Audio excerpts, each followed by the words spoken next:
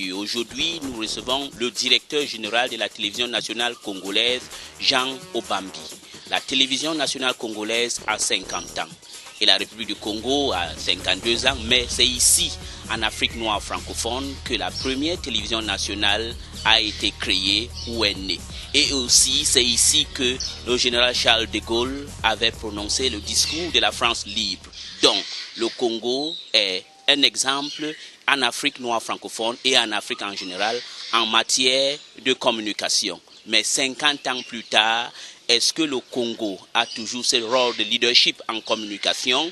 Voilà les questions qu'on va essayer d'aborder avec le directeur général de cette institution et bien d'autres aspects de la vie de communication au Congo.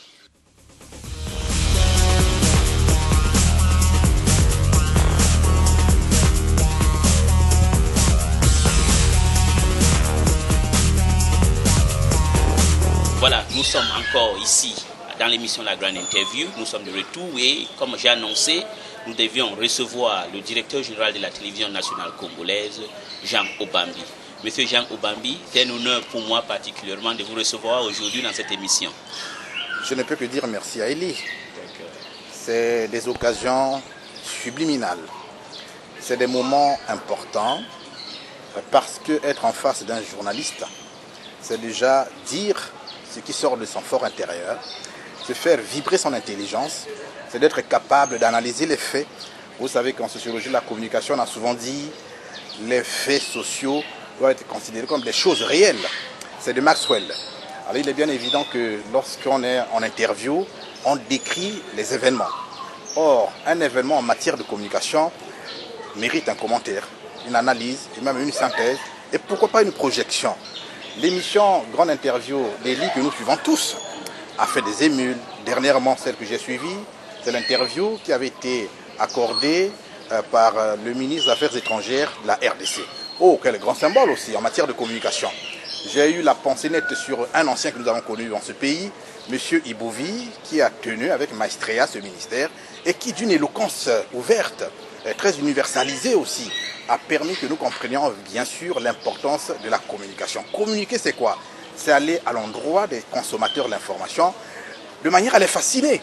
À les fasciner parce qu'on est recteur, à les fasciner parce qu'on est intelligent, à les fasciner parce qu'on a des grands repères de l'histoire politique. Et donc, je ne peux qu'être très content. Mais avant d'aller dans le vif du sujet, je tiens à demander pardon à une personnalité importante qui pour moi est un référent, qui pour moi est un archétype et qui pour moi mérite l'honneur. C'est le président Denis Sassou Nguesso, qui a toujours été proche des communicateurs, des journalistes, de la presse, qui a toujours voué une espèce d'amour à l'endroit des gens de la communication. Vous savez qu'il ne refuse jamais l'interview de RFI, de Télé Sud, d'Africa 24, de toutes les chaînes qui peuvent venir à lui. Ce monsieur a mis à disposition un beau bâtiment à la télévision nationale. Ce bâtiment de Kombo, qui est un monument, qui est un édifice flamboyant neuf, dans lequel nous travaillons d'ailleurs, où j'occupe mon bureau d'ailleurs. Un très beau bâtiment. Et moi je parie que, est-ce qu'il a reçu ce qu'il attendait de nous? Je ne crois pas. C'est pourquoi je lui dis pardon. Il a trop fait pour nous, mais qu'est-ce que nous lui donnons en retour? En tout cas, vivement, je vais à son endroit comme pour lui faire allégeance, pour dire que les affaires d'État sont d'une importance capitale, que le lui reconnaître, c'est déjà fonder un sentiment d'identité. Je vous remercie, M. Obambi. Voilà, vous démontrez là que vous êtes vraiment un journaliste du métier, vous avez la science de la matière. Bon, M. Obambi, d'abord, au Congo, on vous connaît, et en Afrique en général, on vous connaît, mais pour ceux, parce que ce n'est pas tout le monde qui regarde la télé, hein, avant que vous deveniez le directeur général de la télévision nationale du Congo, vous étiez qui? Je sais que vous êtes un journaliste de formation, mais quelle autre fonction avez-vous occupé? Ce n'est pas toujours aisé de parler de soi-même. Mais si je ne le fais pas, qui le ferait en ma lieu et place? Mais je ne commencerai même pas par mon avant-dernière responsabilité. Je dirais plutôt où que je suis ramassé pour être ce que je suis. Je suis fils de paysan, de père bon pêcheur, de grand-père tueur d'animaux, donc un chasseur. Mon grand-père était chef de terre, la terre routine d'ailleurs. Et moi, je suis le fils. Aujourd'hui, je fais la marque de ma famille par le nom que je porte. Et tout le monde me connaît à Brazzaville. Peut-être pas tout le monde, une majorité Au niveau africain, je suis aussi connu par des émissions que j'ai animées. Au niveau international, pourquoi pas, parce que j'ai eu une émission qui a fait le tour du monde. Mais les toutes dernières fonctions avant celle que j'occupe maintenant, c'était celle de directeur de la presse présidentielle. Auparavant, j'ai été directeur de l'information à la télévision nationale. Auparavant, j'ai été chef de service politique à la télévision nationale.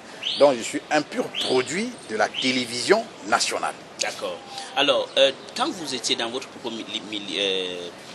introduction, vous avez dit, vous rendez hommage au président de la République et vous posez la question, parce que quand tout le monde voit l'immeuble de la télévision nationale à Congo, c'est un immeuble imposant, moderne, vous aviez tout. Et vous avez posé une question que je voulais vous poser, vous-même vous avez déjà posé, que est-ce que le président de la République, qui aime la presse, qui est ouvert, qui insiste même qu'ici au Congo, il ne faut pas qu'on arrête un journaliste pour le mettre en détention, quel qu'en soit ce qu'il va dire. Vous posez la question, est-ce que vous avez été capable de répondre à son désir? La question, je vous le pose. Vous pensez que vous avez été à la hauteur de l'expectation du chef de l'État, par vous, la télévision que vous êtes en train de gérer? Bien. Cette question, elle est tellement importante que en donner une réponse ferait que je devienne quelque peu léger. Pourquoi? Parce que la presse, c'est toute une corporation. Or, en ce moment précis, je suis au Bambi, un individu. Je suis au Bambi, personne morale. Moi, je réponds en ce qui me concerne. Mais est-ce que tout le collège, la presse répondrait comme moi? Parce que le travail du journaliste, lorsqu'on l'exerce, on l'exerce à titre individuel. Mais on ne le fait pas pour soi.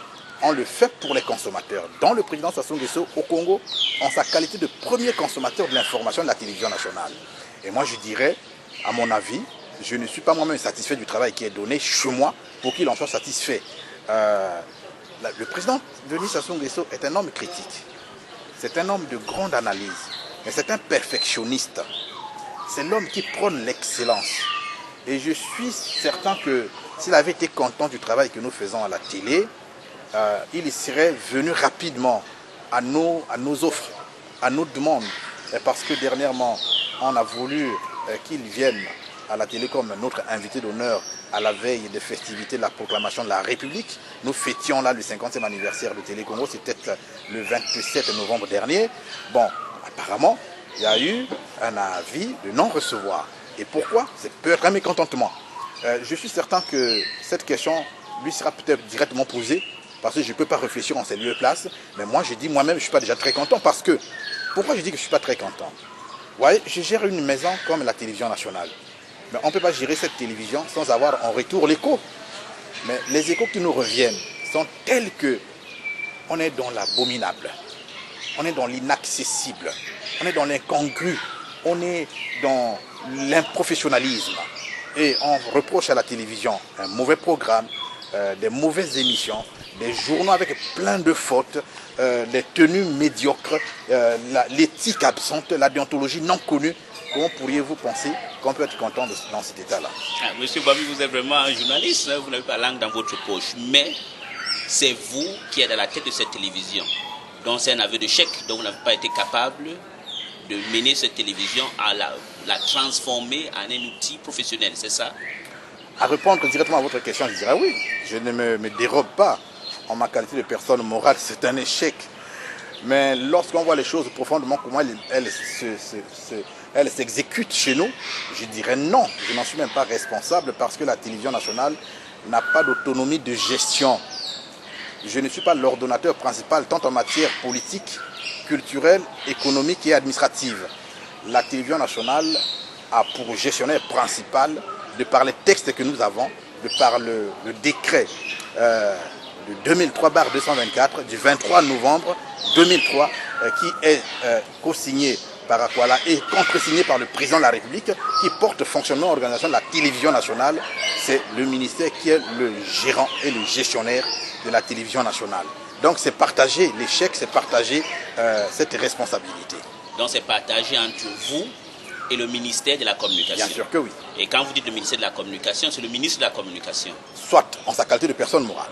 D'accord. Mais en tant que professionnel, qu'est-ce que vous aviez fait comme un effort pour peut-être mener une restructuration? Ce que j'ai fait quand j'étais à peine nommé arrivé à la télévision en 2010, voyant déjà le cadre concurrentiel qui nous permet de nous mouvoir, que ce soit à Brazzaville tout comme à Kinshasa, j'ai apporté des innovations. Premièrement, j'ai essayé de regarder l'espace du marché des consommateurs. On avait des problèmes, c'était qu'on devrait savoir quelles sont les émissions qui faisaient la cote de popularité de la télévision. On a épinglé les journaux, on a épinglé le sport, les émissions de sport. On a épinglé une émission comme Mbunda et Lila. On a épinglé une ancienne émission comme Kratos, les gens voulaient que ça revienne. C'était moi-même l'animateur. On a épinglé une émission comme MV90.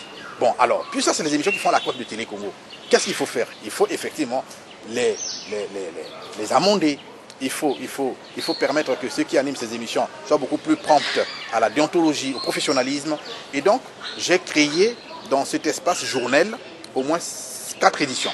Il y avait une édition de rediffusion le matin à 7h, il y avait à 10h un journal en off, il y avait à 12h un bulletin, il y avait à 16h des petites éditions en continu de 16h à 17h.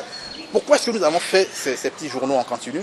Parce que nous pensions que c'était l'émission la plus suivie, le journal, à Télé Congo. Et comme il y avait foisonnement de reportages, d'actualités, donc il fallait caser les actualités dans les différentes éditions. Et pour moi, ces éditions ne devraient pas se ressembler. Elles devraient être des éditions tout à fait autonomes, tout à fait différentes les unes des autres, parce qu'à ce moment-là aussi naîtrait la qualité des prestataires, c'est-à-dire des journalistes qui étaient des présentateurs. Et ça, c'est l'innovation. Autre innovation, c'est que j'ai habillé la télé. La télé n'avait jamais eu un habillage dans le design. Vous savez que un de mes profils dans ma formation, c'est que je suis designer en matière picturale audiovisuelle. Parce que moi, ma spécialité, c'est la télévision nationale, la télévision. Et donc, moi, j'ai habillé la télévision. Elle n'avait jamais connu ce que c'est qu'un habillage. J'ai rassemblé les infographes. Ils existent aujourd'hui en une entité bien structurée. C'est moi le premier à les avoir rassemblés et à leur demander de faire le travail d'habillage. C'est comme ça que nous avons eu un générique de journal bien habillé. On a eu des interludes bien faits. On a eu des intermèdes bien organisés. Et on a eu quelques couleurs dans les différentes émissions. C'est moi le premier à avoir fait ça. Mais je vous assure que je n'ai jusque-là, pour la télévision, pu donner que 25% de mes capacités professionnelles et déontologiques. Parce que je n'ai pas l'autonomie de gestion et je n'ai pas les capacités logistiques indépendantes à faire que je puisse, moi, mouvoir mon intelligence à 100% pour faire la télé, véritable miroir de ce pays. Mais qu'est-ce qui vous empêche alors? Non, ce n'est pas que quelque chose m'empêche, c'est que le système dans lequel nous mouvons, nous sommes une télévision d'État dans un style de fonctionnariat très pointu et dépendant de la tutelle qui est notre ministère. Nous avons un décret qui organise le fonctionnement de la télé. Par exemple, sur la gestion financière, vous savez qu'une télévision ne peut pas marcher, ne peut pas exister si elle n'a pas un fonds de gestion autonome. Nous n'avons pas de fonds de production. Nous n'avons pas de l'argent par nous-mêmes pour envoyer les gens en formation à l'extérieur. Nous n'avons pas nous-mêmes les capacités d'acheter le matériel qui manque en ce moment précis. Nous avons 2 studios qui ne marchent pas sur 3. Mais la télévision ne peut pas s'engager à meubler ces studios parce qu'elle n'a pas l'autonomie de gestion. Et donc, il revient au ministère de suppléer, n'est-ce pas, à toutes ces doléances, à tous ces manquements, pardon. Et c'est pas moi, donc forcément, je ne suis pas l'ordonnateur principal, comme disent les textes. Voilà. Bon, comme disent les textes. Mais vous avez quand même dit, vous avez 25% de votre capacité que vous avez utilisée et 75%, vous ne pouvez pas l'utiliser. Mais si vous aviez été capable d'utiliser les 25%, je comprends que vous allez me parler des textes, mais vous avez à la tête de votre ministère quelqu'un de moderne. Il a été en France, ça c'est le ministre de Okiemi. Il comprend l'autonomie. Mais il vous a donné l'autonomie de gérer la télé ou pas? Ah non, vous savez, chacun de nous où il est caserné n'a qu'à respecter les textes réglementaires. Quand moi je dis que je ne suis pas l'ordonnateur principal, c'est parce que dans les textes, c'est monsieur le ministre qui est l'ordonnateur principal. Je vous donne l'exemple. Vous savez que lorsque on parle de la vérité, on ne fait que prôner la justice. Oui.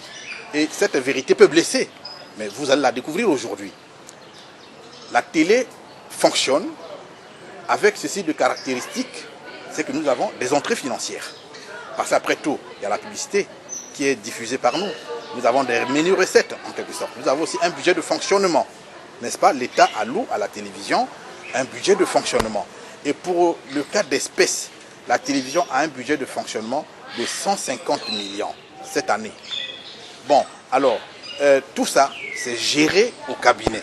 Les menus recettes, que ce soit la publicité, que ce soit ce qui peut être redevable au communiqué, au reportage, aux tribunes, toutes ces menus recettes-là sont reversés au cabinet. Donc c'est au cabinet de gérer et il n'y a que le cabinet qui sait ce qu'il faut en faire. D'accord. Donc vous ne gérez rien. Je ne gère rien. Vous êtes comme la reine d'Angleterre. Tout à fait. Est-ce que c'est sûr ce que vous dites, M. Obambi? Mais les preuves sont là. Vous avez les preuves? Les preuves sont là. La preuve fondamentale, c'est qu'en 2011,